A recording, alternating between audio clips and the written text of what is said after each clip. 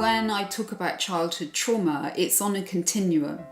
So some children have had horrific starts in life. They've experienced sexual abuse, they've lived with domestic violence 24/7.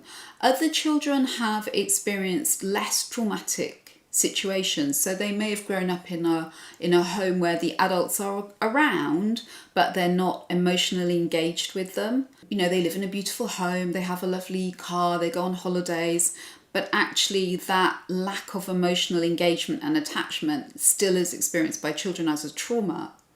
So I think that's even more complicated for society and individual carers to get their heads around, and teachers. You know, this child has this beautiful lifestyle, but actually they don't have emotionally available adults.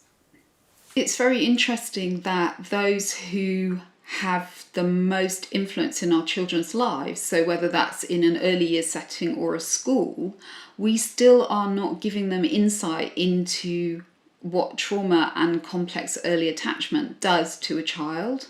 So we need to give this strong foundation of an understanding of how a brain is affected pre-birth even by being frightened. Because if a woman is frightened when she's pregnant and very stressed, then already we have set up, a child's brain to be more alert, more anxious, more reactive.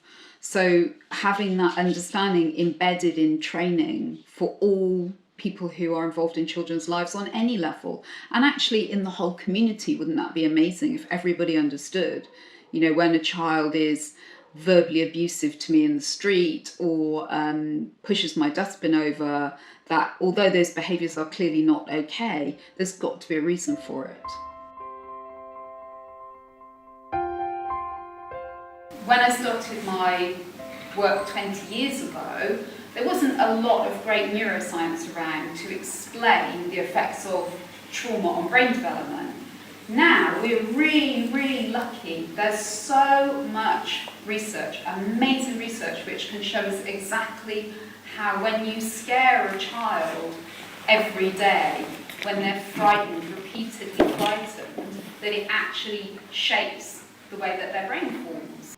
So we know now that what happens even pre-birth to a child when their brain is forming has a massive impact on their onward journey in life. And so whilst we talk about early years as being imperative and a great focus, actually we now know that science is telling us we have to focus just as much on the pre-birth experience for that child and supporting women during their pregnancy. And that's vital.